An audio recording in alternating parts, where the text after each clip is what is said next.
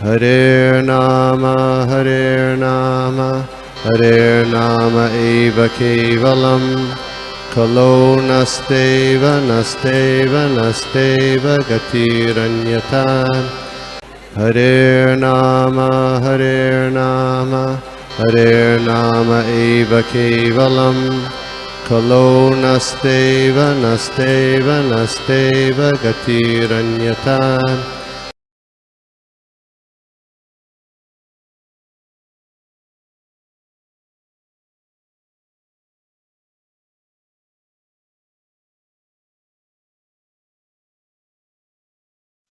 हरे कृष्णा।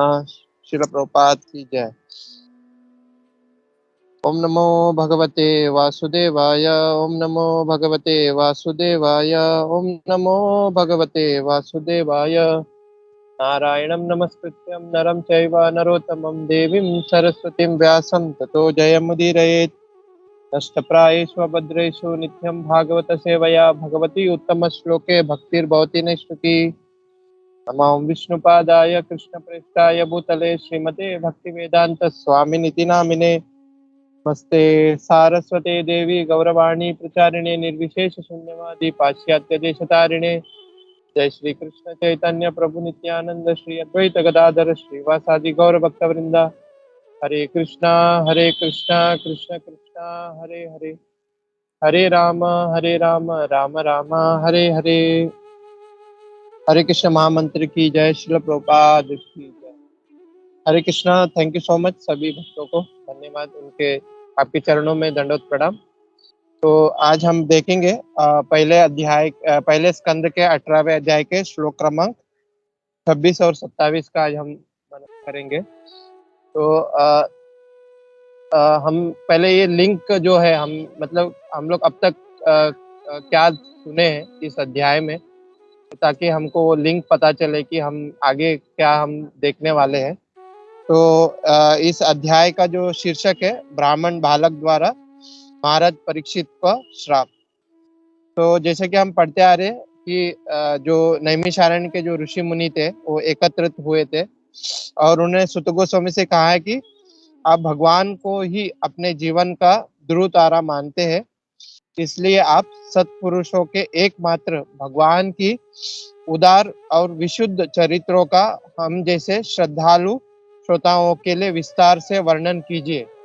तो इस तरह से जो शौनकादि ऋषि सुत गोस्वामी को पूछते हैं, भगवान के जो चरित्र के बारे में उनको वर्णन करने के लिए बोलते हैं।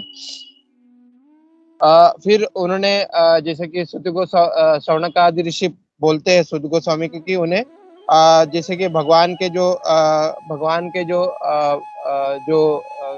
जो लीला है उसके ऊपर और स्वयं परीक्षित महाराज उनके चरित्रों के बारे में वो सुनना चाह रहे थे सुत गोस्वामी से। तो यहाँ पे बताया जा रहा है कि यहाँ पे बोल रहे हैं कि अ, कि हर एक जो भगवान की लीला मतलब हर एक पद पद पर हम भगवान श्री कृष्ण की लीलाओं का वर्णन सुनना चाह रहे थे वो। तो इसके लिए यहाँ पे फिर सुत गोस्वामी जी शौनकादि ऋषि को बोलते हैं कि हे जो सूर्य के समान प्रकाशमान महात्मा हो, आपने मुझे जो कुछ पूछा है वे मैं अपने समझ के अनुसार सुनाता हूँ। तो यहाँ पे प्रभुपाद जी ने बहुत अच्छा सा एग्जाम्पल दिया है कि यहाँ पे प्रभुपाद जी ये बता रहे थे कि जैसे एक पक्षी जो है अपनी जो शक्ति के अनुसार ही वो आकाश में उड़ता है, उसको उसके अंदर जितनी शक्ति है उसके हिसाब से वो आकाश में उड़ता है। उसी तरह से प्रभुपाद जी ये बता रहे थे कि जो विद्वान जो लोग हैं वो अपनी बुद्धि के अनुसार ही, अपनी बुद्धि की क्षमता के अनुसार ही वो भगवान श्री कृष्ण की लीलाओं का वर्णन करते हैं। तो फिर ऐसे कहते हुए सुत गोस्वामी जी ने परीक्षित महाराज को वो जो कथा है वो आरंभ करते हैं। परीक्षित महाराज के बारे में वो जो कथा है वो सुत गोस्वामी जी शौनकादि ऋषि को बोलते हैं। तो फिर कल के श्लोक में हमने बहुत अच्छे से माता जी ने समझाया था कि कल के श्लोक में हमने क्या देखा कि एक दिन जो राजा परीक्षित अपना धनुष लेकर जंगल में शिकार करने के लिए गए और जो हिरण है उसके पीछे पीछे दौड़ते वो थक गए थे बहुत और उनको बहुत जोर से प्यास और भूख लगी थी और कहीं पे भी उनको वो जलाशय नहीं मिला था जिससे वो अपनी जो प्यास है उसको बुझा पाए। तो उनको एक बाजू में एक कुटिया दिखी, तो उस कुटिया में वो उस आश्रम में वो अंदर चले गए और जब उन्होंने देखा कि एक जैसे वो आश्रम के अंदर गए तो उन्होंने क्या देखा कि एक जो मुनि थे वो अपनी आंखें बंद कर शांत भाव से वो आसन पर बैठे हुए थे। तो यहाँ तक हमने जो कथा हमने यहाँ तक देखा था, कल कल के श्लोक तक में यहाँ तक हमने कथा देखा था। तो आज के जो श्लोक है उसमें बताया जा रहा है कि जो मुनि जो बैठे हुए थे उनके बारे में आज का जो श्लोक है ये दो श्लोक में बता रहे हैं कि वो किस भाव से वो बैठे हुए हैं। तो उसके बारे में आज हम ये 26वां और 27वां जो श्लोक है उसको कवर करेंगे। तो हम लोग पहले श्लोक पढ़ लेते हैं। तो श्लोक क्रमांक पहले स्कंद 18वें अध्याय श्लोक क्रमांक 26। परा प्रत्रिरुधनेन्द्रिया प्राण मनो बुद्धिम उपहारतम स्थानत्रयात् परम प्राप्तम ब्रह्मभूतम अविक्रियम। अनुवाद शिल प्रभुपाद द्वारा। शिल प्रभुपाद की जय। मुनि की इंद्रियां, श्वास, मन तथा बुद्धि सभी ने भौतिक कार्यकलाप बंद कर दिए थे और वे तीनों जागृत, सुप्त तथा सुषिप्त स्थितियों से अलग होकर परम पूर्ण के समान गुणात्मक दृष्टि से दिव्य पद पर प्राप्त करके समाधि में स्थित थे। तो यहाँ पे ये बताया जा रहा है कि हम जैसे पढ़ते आ रहे हैं कि जो महाराज परीक्षित थे, जो शमीक ऋषि के आश्रम में जब वो प्रवेश हुए तो उन्होंने देखा कि एक मुनि जो थे वो आंखें बंद कर शांत भाव से बैठे हुए थे। यही आज के श्लोक में बता रहे। और क्या बोल रहे कि प्रभुपाद जी आगे क्या बोल रहे उस अनुवाद में कि उन्होंने अपनी जो सारी इंद्रिया है, अपना श्वास और मन तथा बुद्धि सबको उन्होंने सभी को उन्होंने क्या कर दिया था, मतलब पूरे एकदम से उन्होंने ये सब भौतिक कार्यकलाप से उनको दूर कर दिया था, उनकी इंद्रिया, श्वास और सब बुद्धि को। और वो जो तीनों जो स्थिति है, जो तीनों गुण से वो ऊपर उठ चुके थे। और बताते हैं कि मतलब उनको कुछ मतलब उनकी जो पूरी इंद्रिया जो थी मतलब वो कुछ कार्य नहीं कर रहे थे, मतलब वो पूरी तरह से मतलब उनके आसपास क्या हो रहा है उनको पता ही नहीं चल रहा है, मतलब इतना मतलब वो इस अवस्था में वो मुनि बैठे हुए थे।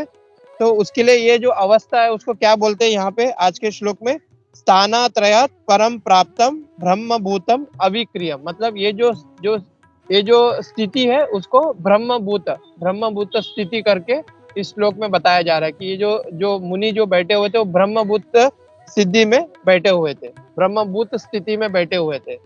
तो प्रभुपाद जी अपने तात्पर्य में बता रहे हैं कि ऐसा मतलब प्रतीत हो रहा है कि ये जो मुनि है वो योग समाधि में थे।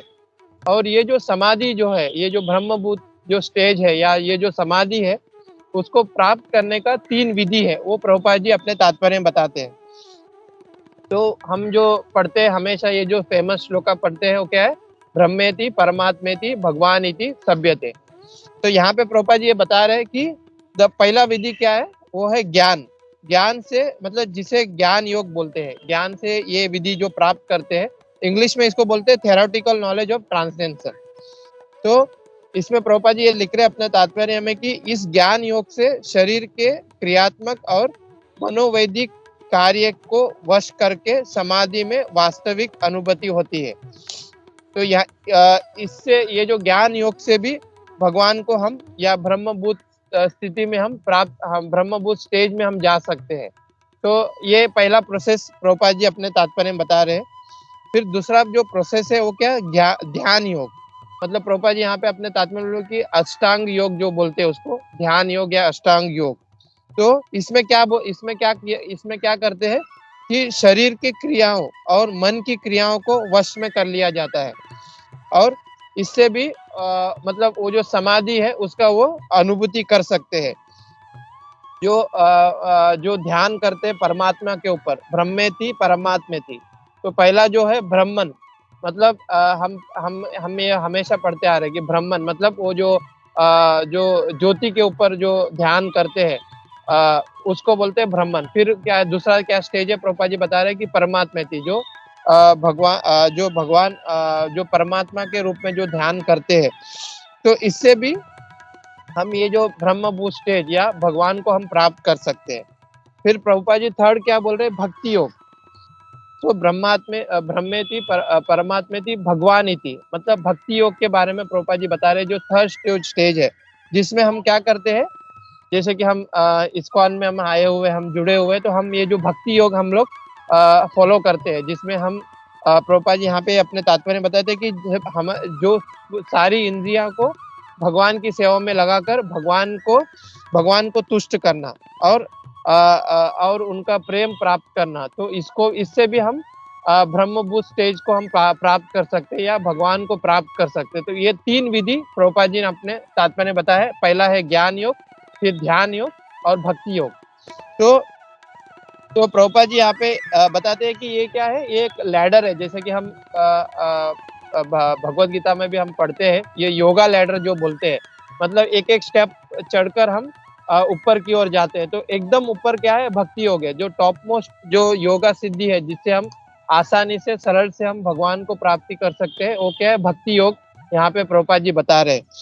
तो प्रभुपाद जी ये बता रहे कि मतलब जो बिल्कुल कुछ नहीं जानते हैं, वो पूरी तरह से आहार निद्रा भय मैथुन में रहते हैं, उनके लिए तो कुछ मतलब उनको कुछ इसके बारे में कुछ पता ही नहीं है। बट जो भगवान को प्राप्त करने को इच्छा रखते हैं, वो ये 3 स्टेज में हमेशा रहते हैं, या ज्ञान योगी रहते हैं। ज्ञान योग मतलब तो जिसमें वो यहाँ पे बता रहे कि जिसमें वो ब्रह्म ज्योति के ऊपर ध्यान करते हैं। फिर क्या है, ध्यान योग, जिसमें वो परमात्मा के ऊपर ध्यान करके वो भगवान को प्राप्त करते हैं। और तीसरा है भक्ति योग, जिसमें वो अपनी इंद्रियों को पूरी तरह से भगवान के ऊपर भगवान को वो अर्पण करते हैं और भगवान को कनेक्ट करते हैं अपने इंद्रियों को, उससे वो भगवान की प्राप्ति करते हैं। तो प्रभुपाद जी अपने तात्पर्य में बता रहे कि भक्ति योग ये एक जो है वो बहुत सरल विधि है, जिससे वो बहुत इजीली प्राप्त कर सकते हैं। जैसे कि ये जो योगा लैडर है, जैसे कि हम नीचे से चढ़ते ऊपर जाते हैं, हम भगवत गीता में भी देखते हैं कि पहला कर्म योग, ध्यान योग, ज्ञान योग, ऐसा बोल के एंड में भगवान भक्ति योग के ऊपर बात करते हैं। तो उसी तरह से प्रभुपाद जी बोल रहे कि यहाँ पे कि जो बहुत सौभाग्यशाली जो व्यक्ति होता है, वो ये जो भक्ति योग के ऊपर भक्ति योग का जो प्रयास करता है और भगवान को बहुत इजी से जान सकता है। और प्रभुपाद जी यहाँ पे अपने तात्पर्य में ये भी बोल रहे हैं कि भक्ति योग में जब हम आते हैं, तो ऑटोमेटिकली हम इसके अंदर भी ज्ञान योग भी इसके अंदर है, ध्यान योग भी इसके अंदर है, और सब कुछ इसके अंदर है। तो हमें अलग से इसके प्रयास करने की जरूरत नहीं है। हम जैसे कि हम देखते हैं कि हम जब चैंट करते हैं तो हम ध्यान करते हैं, और जब हम जब शास्त्र पढ़ते हैं, शास्त्र सुनते हैं, शास्त्र समझते हैं, तो वो ज्ञान योग में आता है कि हम ज्ञान प्राप्ति करते हैं। फिर भक्ति योग में हम जैसे कि हमारी जो भी इंद्रिया है वो भगवान को समर्पण करते हैं। तो जब हम भक्ति योग करते हैं तो ऑटोमेटिकली सब योग उसके अंदर आते हैं। तो वो प्रभुपाद जी अपने तात्पर्य में समझाते हैं।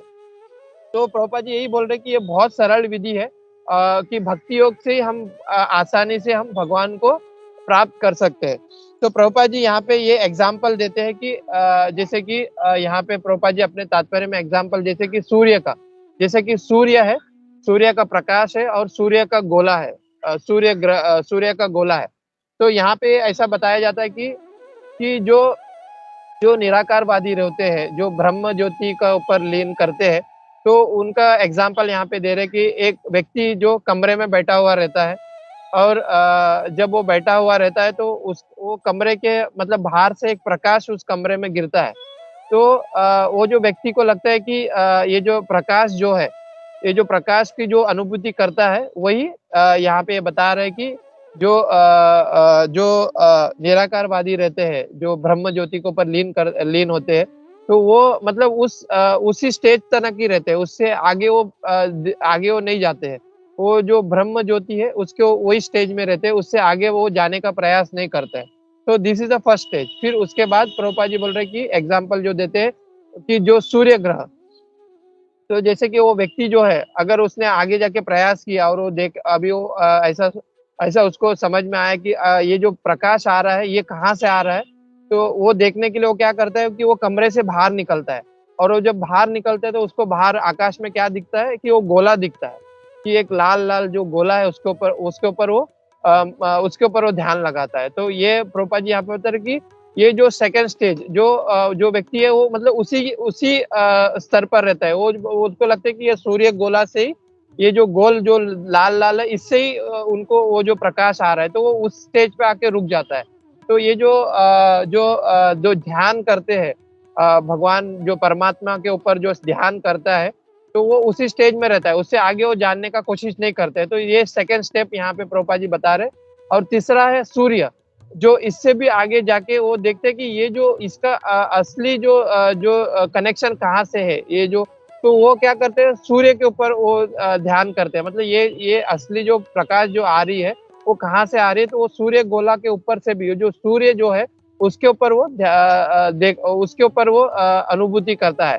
तो ये जो 3 स्टेज जो है सूर्य का गोला और सूर्य का जो प्रकाश, तो जो टॉप मोस्ट जो है वो सूर्य, उसके ऊपर जाके डायरेक्टली जाके उसको फिर अनुभूति होती है कि ये जो प्रकाश आ रही है सूर्य से आ रही है। तो ये जो टॉप मोस्ट जो है वही प्रभुपाद जी यहाँ पे समझा रहे कि जब हम भगवान को डायरेक्टली हम जब भक्ति योग करते हैं तो ऑटोमेटिकली वो भक्ति जब हम भगवान को अनुभूति करते हैं तो उसके अंदर ही परमात्मा का जो स्वरूप है, भगवान का जो और एक स्वरूप जो परमात्मा का जो स्वरूप है वो भी उसके अंदर ही आता है। और जो ब्रह्म ज्योति है, जो ज्योति निकलता है भगवान से, वो भी भगवान के अंदर ही है। तो हमें अलग से प्रयत्न करने की जरूरत नहीं है। हम अगर भगवान को डायरेक्ट अप्रोच करते हैं, हम भगवान की भक्ति डायरेक्ट करते हैं, तो ऑटोमेटिकली ये सब उसके अंदर इंक्लूड है, वो प्रभुपाद जी अपने तात्पर्य में बताते हैं। तो इसके लिए प्रभुपाद जी यहाँ पे बता रहे हैं कि सब कुछ मतलब हम जब भक्ति योग करते हैं, भक्ति योग ही ये बहुत इजी प्रोसेस है जिससे हम भगवान को जान सकते हैं। इसके लिए प्रभुपाद जी यहाँ पे भगवत गीता का 12वें अध्याय का दूसरा जो श्लोक है उसको यहाँ पे कनेक्ट करते हैं। प्रभुपाद जी ये श्लोक को यहाँ पे कनेक्ट करते हैं और इस श्लोक इस तरह है, श्री भगवान वाचा मया वेश्य मनो ये माम नित्य युक्त उपासते श्रद्धया परो योपेतस तेम युक्त तमामतः। तो यहाँ पे ये बता रहे कि इस श्लोक के अनुवाद में बताया जा रहा है कि जो लोग अपने मन को मेरे सकार रूप मतलब भगवान एज इट इज भगवान के रूप में एकाग्र करते हैं और अत्यंत शुद्ध पूर्वक मेरी पूजा करते हैं, वे मेरे द्वारा परम सिद्धि पाते हैं और भक्ति योग जो भक्ति योग में परम श्रेष्ठ है। तो हम यही पढ़ रहे हैं कि आज के जो श्लोक में जो परम सिद्धि हम कैसे प्राप्त कर सकते हैं, तो भगवान यहाँ पे क्लियर कट बता रहे अपने भगवान यहाँ पे सीधा बता रहे ये इस श्लोक के माध्यम से कि हम जब भगवान जो साक्षात श्याम सुंदर फॉर्म में हम जब भगवान को जब हम पूजेंगे तो हम परम सिद्धि को प्राप्त कर सकते हैं। तो वो यहाँ पे बता रहे हैं।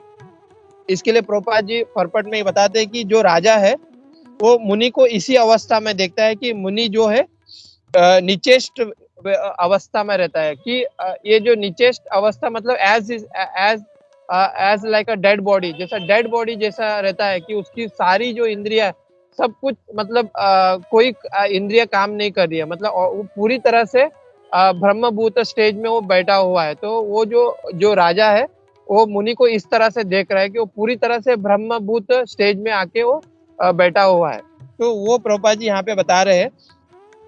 फिर आगे जब परीक्षित महाराज जैसी कुटिया में जाते हैं और उस मुनि को देखते हैं तो वो क्या करते हैं, तो नेक्स्ट श्लोका में हमें ये पता चलता है कि आगे जैसे वो मुनि को देखते हैं उस स्टेज में वो देखते हैं तो कि फिर वो क्या करते हैं परीक्षित महाराज। तो दूसरा श्लोक इस तरह से है 1.18.27। इसमें बताया जा रहा है कि विप्रा किरण जता चन्नम रूपेण जिनेच विशिष्ट तालुर उदक्कम तथा भूतम अयुच्छता।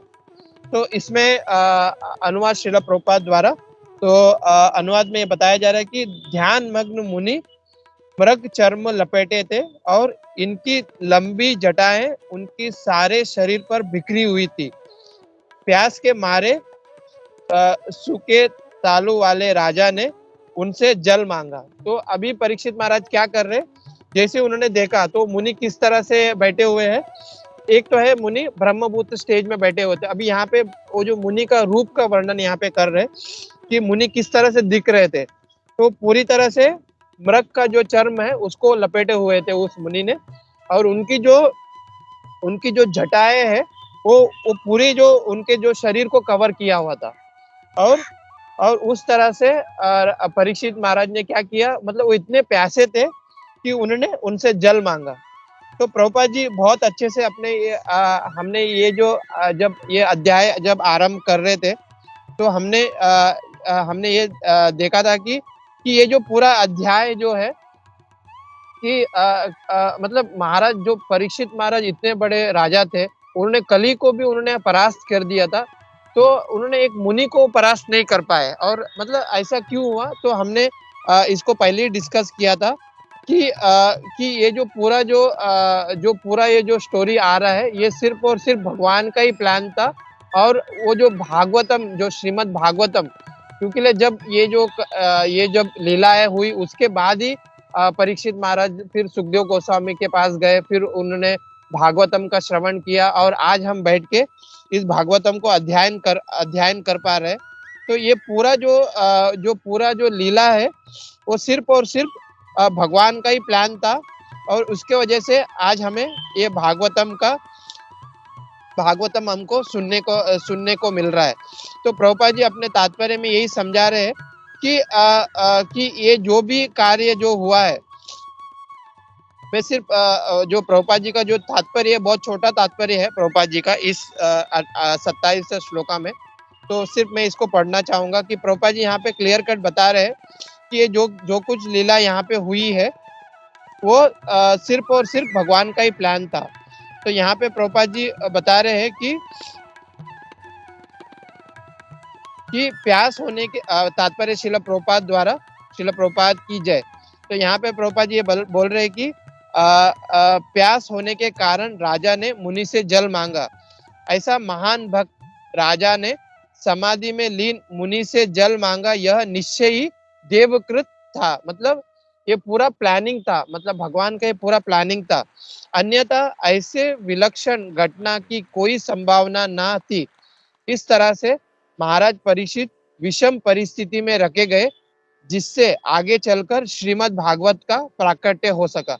तो यहाँ पे प्रभुपाद जी क्लियर कट बता रहे अपने तात्पर्य में कि ये जो कुछ लीला है हम आगे भी देखेंगे ना, किस तरह से परीक्षित महाराज ये जो लीला घटेगी, ये पूरा भगवान का ही प्लान था, जिससे हम श्रीमद् भागवतम हमको मिल सका। यही इसके वजह से हमको श्रीमद् भागवतम मिला, ये पूरा भगवान का प्लान था बोल के प्रभुपाद जी यहाँ पे क्लियर कट बता रहे। फिर हम कल से हम देखेंगे क्या हो रहा है, मतलब परीक्षित महाराज क्या करेंगे आगे जाकर, तो वो हम कल से देखेंगे। तो आज का जो दोनों श्लोका में यही बताया जा रहा है कि जो मुनि थे वो किस अवस्था में थे, वो पूरी तरह से मतलब वो ब्रह्मभूत स्टेज में थे। वो प्रभुपाद जी यही बता रहे कि हम ब्रह्मभूत स्टेज में किस तरह से पहुंच सकते हैं, ये सिर्फ और सिर्फ मतलब ब्रह्मभूत स्टेज मतलब हम भगवान को किस तरह से प्राप्त कर सकते हैं। तो प्रभुपाद जी अपने तात्पर्य में यही बता रहे हैं कि सिर्फ और सिर्फ ये श्रील प्रभुपाद जी की कृपा है कि हम जो प्रभुपाद जी यहाँ पे बता रहे हैं कि सिर्फ और सिर्फ भक्ति योग के माध्यम से ही हम भगवान को प्राप्त कर सकते हैं, उस स्टेज को प्राप्त कर सकते हैं। और दूसरा जो भी विधि है, या देयर आर सो मेनी विधि, अलग अलग विधि है, बट वो बोलते हैं ना कि 100 माले का बिल्डिंग है, कोई सीढ़ियों के ऊपर से जाता है, कोई लिफ्ट से जाता है। तो जो लिफ्ट से जाता है वो डायरेक्टली जल्दी से उस 100 माला को पहुंच जाता है, 100वें माला पे पहुंचता है। तो उसी तरह से बहुत सारे अलग अलग विधि है, but there are so many process, and वो सब प्रोसेस बहुत कठिन है। तो प्रभुपाद जी यहाँ पे बता रहे हैं कि ये सिर्फ भक्ति योगी है जिससे हम इजीली भगवान को जान सकते हैं और हम भगवान को प्राप्त कर सकते हैं, वही प्रभुपाद जी अपने तात्पर्य में समझाते हैं। तो यहाँ पे मैं अपनी वाणी को विराम देता हूँ, और मैंने यही प्रयास किया कि जो कुछ मैंने भक्तों के मुखारविंद से सुना, और हमें वो सिर्फ क्या वो लिंक जो है वो मतलब वो हमें हमेशा याद रखना कि क्या अभी स्टोरी चल रहा है। बिकॉज हम बीच में देखेंगे कि सुखदेव गोस्वामी जी परीक्षित महाराज से बात करते रहेंगे और सुत गोस्वामी जी भी नैमिषारण्य के जो ऋषि है, ऋषि मुनि, उससे भी वार्तालाप होता रहेगा। तो वी हैव टू, वो लिंक जो है उसको हम पकड़ के चलेंगे तो हमें पूरा तरह से वो पता चले कि क्या हो रहा है, आगे जाके क्या होने वाला है, वो पूरा से अच्छे से हमको पता चलेगा। तो यहाँ पे मैं अपनी वाणी को विराम देता हूँ और अगर कुछ मुझसे गलती हुआ है तो प्लीज क्षमा कर दिए। मैंने प्रयास किया कि जो कुछ भक्तों के मुखारविंद से सुना वही मैं यहाँ पे बोलने का प्रयास किया। हरे कृष्णा, श्रील प्रभुपाद की जय। हरे कृष्णा, दंडवत प्रणाम। हरे कृष्णा प्रभु जी, दंडवत प्रणाम। प्रभु जी बहुत अच्छा क्लास था, आपने प्रॉपरली एक्सप्लेन किया हर एक पॉइंट को। थैंक यू प्रभु जी। हरे कृष्णा।